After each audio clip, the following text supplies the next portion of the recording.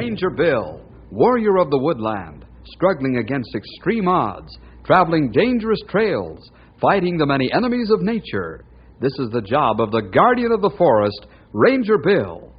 Pouring rain, freezing cold, blistering heat, snow, floods, bears, rattlesnakes, mountain lions. Yes, all this in exchange for the satisfaction and pride of a job well done.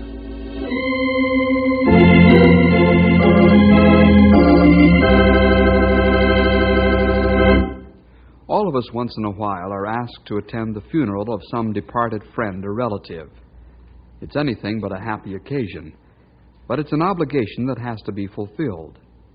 Bill and Henry, for example, are returning to Ranger headquarters after attending the funeral of one of the old-time ranchers in the country surrounding Knotty Pine. They're just entering the office now. Well, old Dad Winters won't have to worry about ranching anymore. But he certainly lived to a ripe old age, didn't he? Yes, pal. If I live to be 91, I'll feel that I've stayed long enough here on Earth. His son Les will be able to carry on the ranching, however, and probably make this spread grow more than it has already. Dad Winters was a very good rancher. Yeah, and how? Has the best spread in these parts. Yeah, even in his old age, he kept up with all the new developments in ranching and agriculture. And he was a fine Christian besides, which is more than you can say for his son. Well, he was once interested in spiritual things. Then he left home, and I'm afraid since Lester came back from the service, he's been pretty cynical and ornery. Yeah, I'll say so. But he's mighty smart.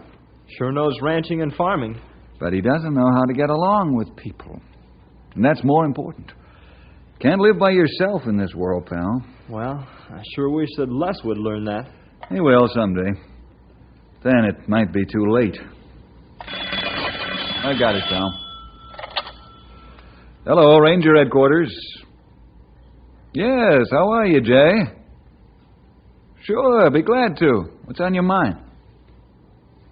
That's a good idea. I'll be right over. Yes, goodbye. Was that the banker? Yeah, he asked me to come right over, Henry. Sorry you can't come along. He asked to see me alone. Oh, that's all right, Bill. I can find plenty to do. Do you know what's up? No, Jay didn't want to talk over the phone, but his voice sounded worried to me.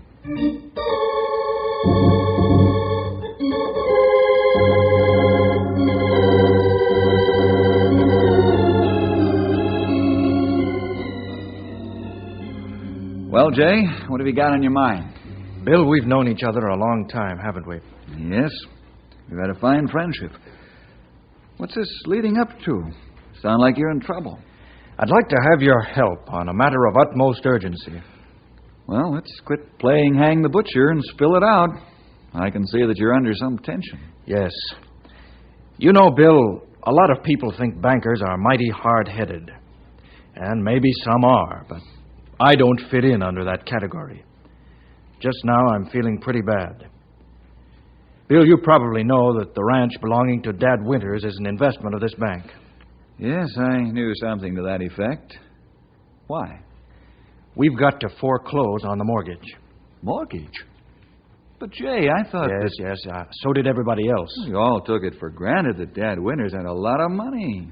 Oh, not too much, maybe, but certainly enough to be comfortably well off. Oh, he lived comfortably, all right, but he had all his funds tied up in his ranch. Very little cash on hand. Well, how'd he get into this mess? Well, you know how the ranchers borrow from us to buy cattle to range and fatten. The cattle act as security on our loans. Yes, I'm well acquainted with that. You're also aware, of course, that there's been a considerable drop in the market price of beef. Yes. Well, Dad Winters borrowed from us as usual, and then he was hit by the drop in the market, just like a good many other ranchers. But Dad had no reserve. Now that he's dead, his estate will have to pay the difference between what the cattle will bring on the market and what we loaned them. How much is the difference? $10,000. But the real trouble is that I tried to serve notice on Les Winters, and I couldn't get to the house. He kept me away with rifle fire.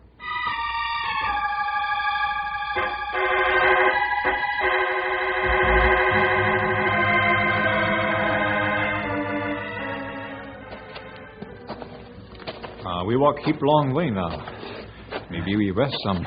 What you say, Stumpy? It's about time you hold up there, young feller. I thought you'd never stop. Maybe you're one of them there atomic energy machines. No, I not hot stuff. Just tired Indian. Like to get home someday soon now.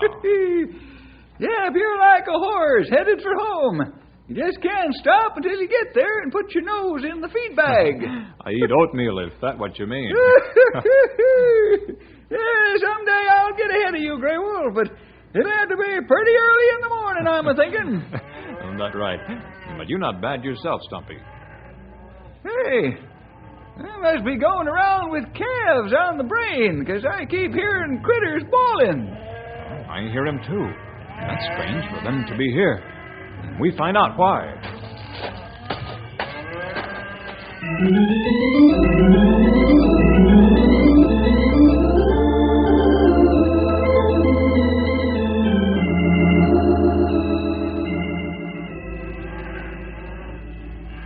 That's strange.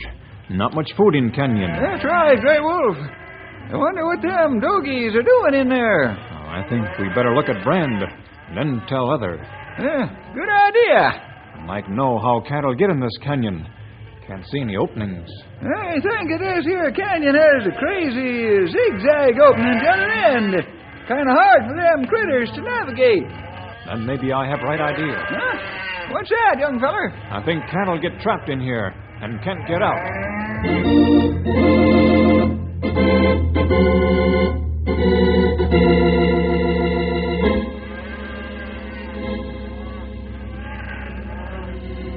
Can you make out what that brand is, Grey Wolf?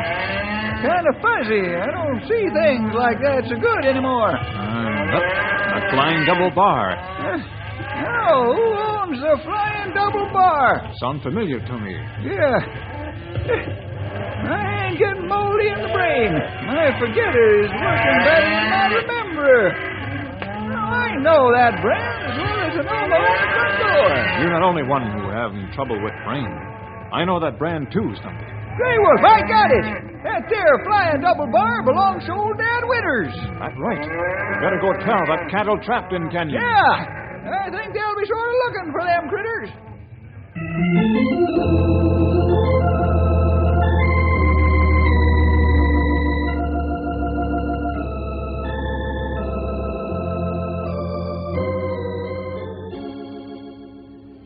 So that's the story, huh, Jay?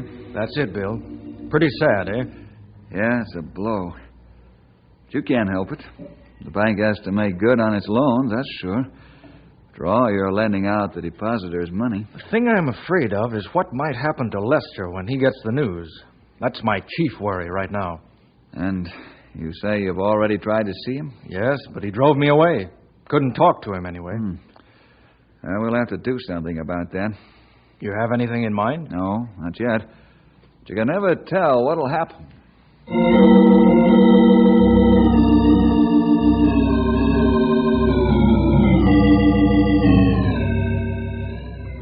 Yes, sir, Bill. We saw them there cattle trapped in the canyon.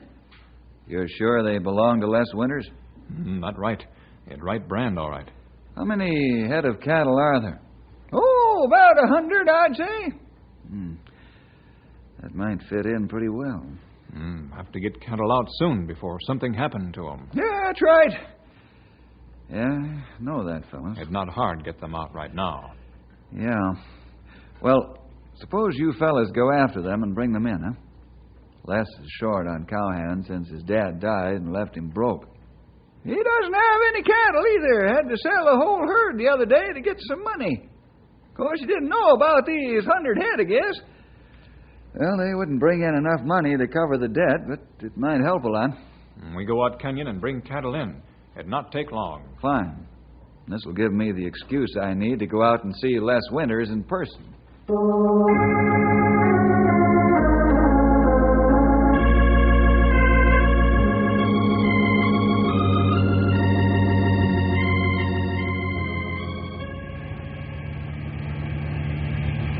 you think Les will let you in, Bill? I don't know, Henry. I've been hearing some rumors about him keeping everybody off with rifle bullets. Yeah, I've been hearing them too. I wonder if they're true. Yeah, we'll soon find out. You mean you're going in there anyhow? Even if he shoots? Yeah? Yeah, but I wouldn't care to die in order to prove it. I know this, that Les doesn't like anyone, not even himself. I know. He's probably so mad at himself he won't even look in a mirror. Well, we'll soon find out what his attitude is. That's his place up ahead.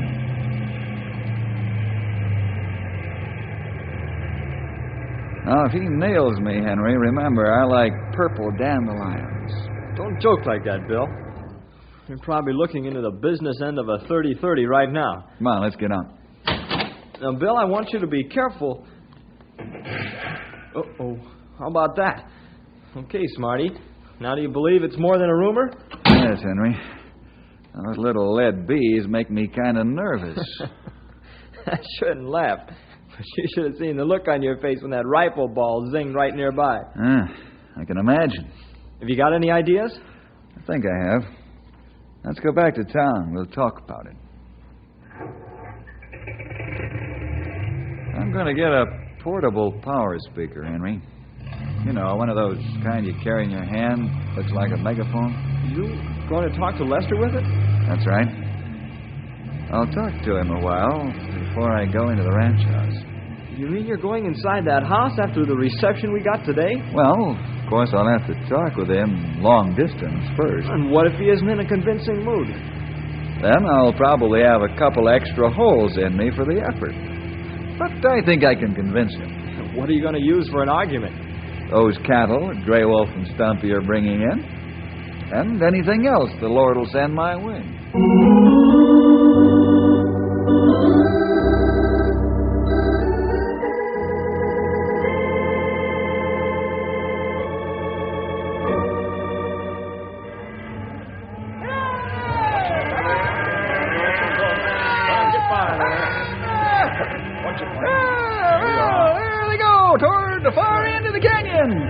We have good horse. Not have trouble bring small herd to ranch. That's right, young feller. Hey, I think them there cattle are a mite bit hungry. Oh, that's good. Help us bring them in. Hey, get them up, King. Let's go. On, Matilda! Get on!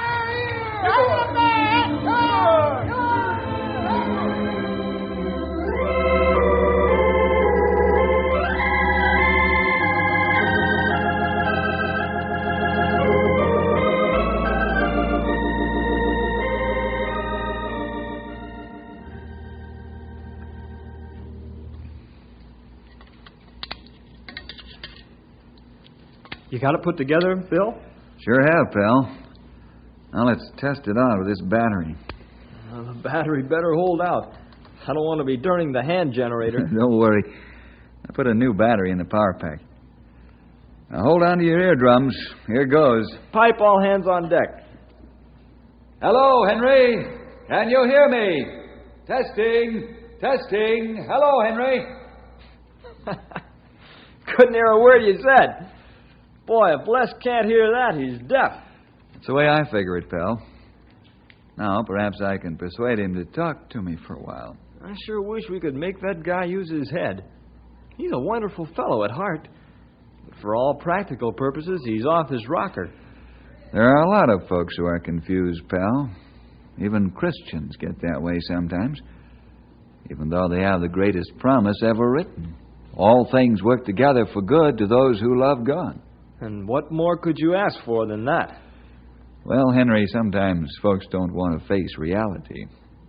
Sometimes they can't. They should learn when they're young to face an issue fair and square. That's the only way to overcome it. Is that what's wrong with Les? Basically, yes. He realizes for the first time that he's poor, and he's not trying to help himself even though he knows he's in trouble. But the simple fact of the matter is that no matter how he acts, he still owes the bank the money on the loan. And the bank has to take some of his property to replace the loan. Sure, it's a terrible blow to find out that your dad's died and left you penniless. But you can learn something worthwhile even from a situation like that. Yeah. I remember our teacher in school talking about farming and ranching as being big business, and that it took brains. Right. Takes a smart man to make a success out of ranching, farming, or anything else. Well, let's get some sleep. We'll call on Les Winters again the first thing in the morning. I wonder if he'll give us another hot reception.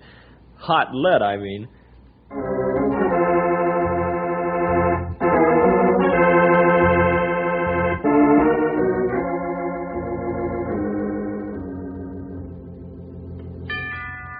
Somebody's at the door. I'll get it. All right, I'm coming. Bill Jefferson? Yes, I'm Bill Jefferson. Won't you step in, please? Thank you, Bill. Oh, Ed Banker, president of the Naughty Pine National Bank. I didn't recognize you in the dark yet. Come on in. Have a chair. Thank you. Oh, what can I do for you? Bill, I've talked to J.D., and he's informed me of the part you're playing in this Lester Winters affair. Well, I'm not the only ranger in on this. Some of my men are helping out, too. I see. Bill, do you have time to listen to a story? Of course, I know it's bedtime, and I won't keep you up any later than necessary. Sure, I'll be glad to listen. What kind of story?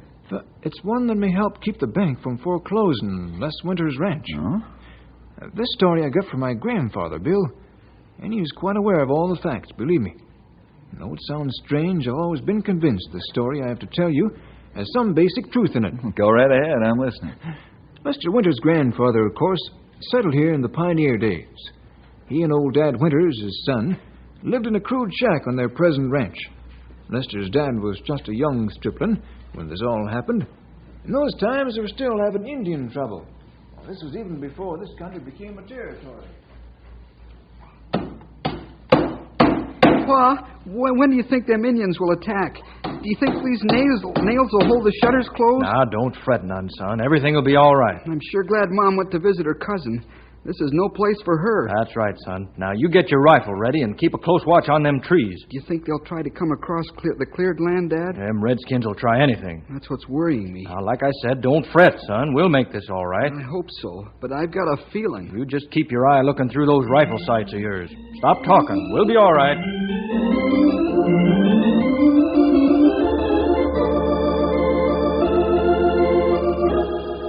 Have you seen anything yet, Dad? Not a sign.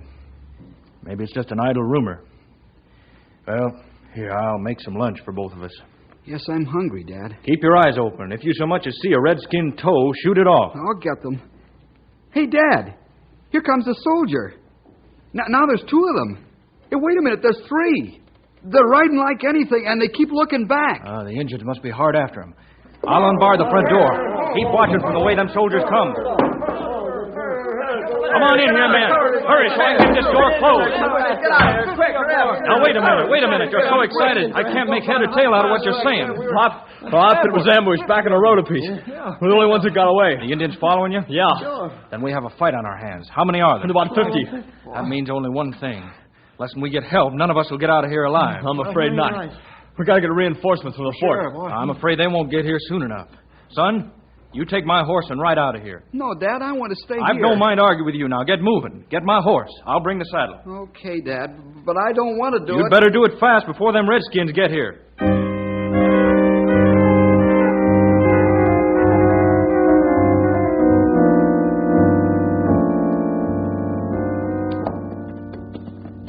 Goodbye, son.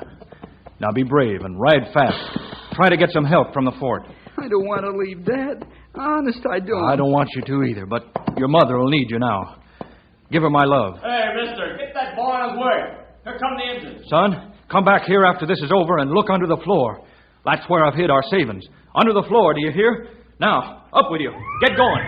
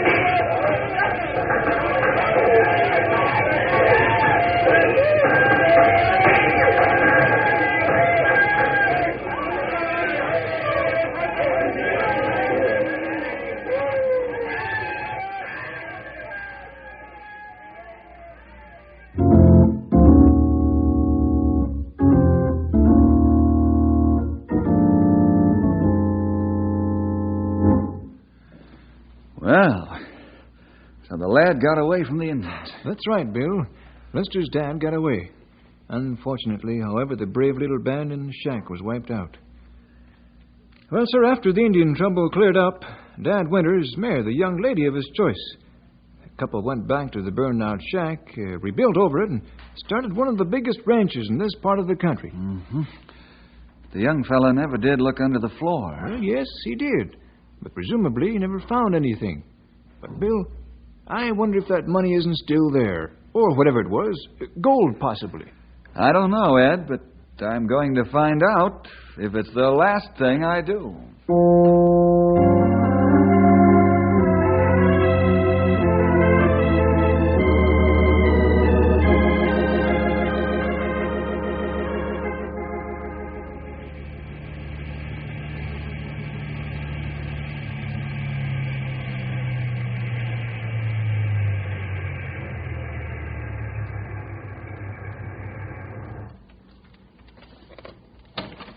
Here's hoping Les is in a better mood today. Nope, he ain't feeling any kinder toward us. Now I'll try the power megaphone and see if I can convince him. You'll have to do some fancy talking if you ask me. Lester, this is Ranger Bill Jefferson. I'm not here to take you off your property. I'm here to help you. I've got news for you. Let me come in and talk to you. Now look, Les. Don't do anything you'll be sorry for. I've got news about cattle and money for you. I'm leaving my gun and badge in the car. And whether you like it or not, I'm coming in to talk to you. Are you ready to listen? All right, come on in. But one false move and you're a dead range, you understand?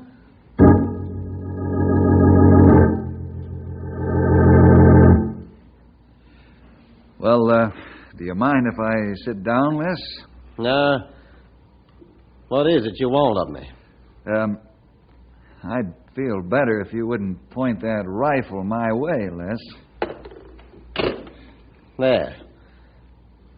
Now talk. Les, I've come to try to help you. How? I happen to know all about the mortgage. And I've kind of made it my business to get you out from under. Why? Because I happen to be a friend of your dad's, that's why. How you figure on helping me? Well, for one thing, 2 of my rangers have discovered about 100 head of your cattle trapped in a canyon off down... Yeah. Now, that won't take care of all your debt, but at least it's something. Yeah, it's something. Anything else? Yes, there is. Do you happen to know of a story about buried gold in your house? Sure. Just a fairy tale, that's all. I'm not so sure, Les. I've heard the story just recently from mighty good authority. Who? Ed Benker. Ed? Yeah. And you know Ed Benker is not given to telling tall tales. No, he ain't. Well, go ahead. What's the story this time? Nothing new, same old story, but what if it's true? If it is true, well, the ranch is still mine. Exactly. Now, what I want to ask you is this. What part of the old house was incorporated in this new house that your dad built 70 years ago? Are you trying to find out where under the floor that money might still be? Right. Well, Ranger, that's where that story broke down. You see, when Dad built this house, he dug a cellar, and naturally the whole floor of the old house was torn up, because the old house had no cellar. If there was any gold underneath that floor, Dad certainly would have found it. I see. Well, I guess that pretty well takes care of the story, doesn't it? Isn't that what I told you in the first place? I knew the whole thing was a fairy tale. Let's see. The old house, the one your grandfather built, where would that be in relation to this house? Well, it was only a one-room shack, really, and Dad said when he built this house, he put the living room right where the old house was. Mm-hmm. And this room where we're standing is the spot, huh? Yeah. Now think, Les. Is there no place in this room that wasn't changed when your dad built the house? Well, only the fireplace. Same one my grandfather built in the old days. Fireplace, huh?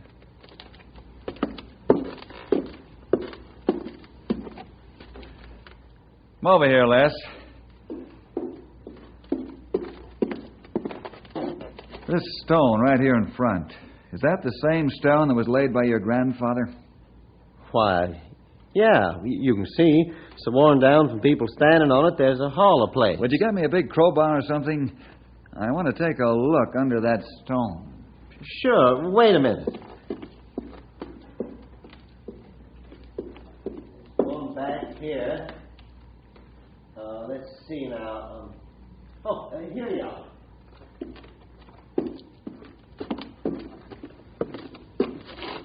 You think it'll do any good, go ahead. Thanks.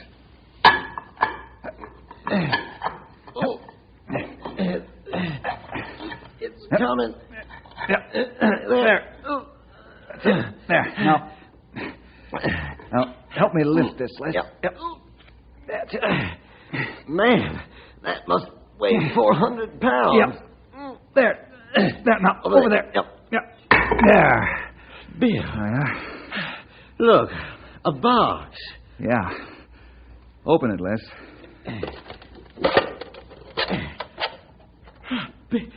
Bill, look at it. Gold dust. Pounds of it. Les, my friend, the fairy tale is now a true story.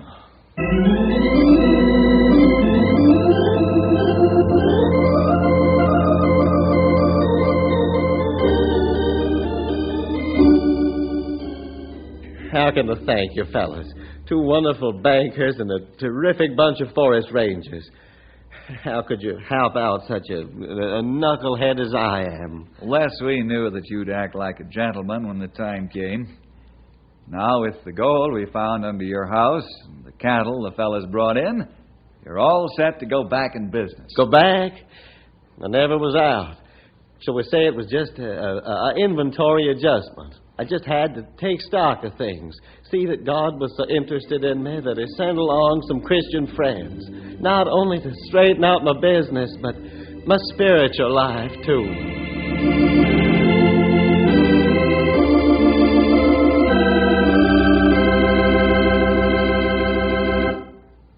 Yes, Lester, we all thank the Lord for Christian friends. They're wonderful, understanding, ready to forgive, and even to forget. See you again next week, boys and girls, for more adventure with Ranger Bill!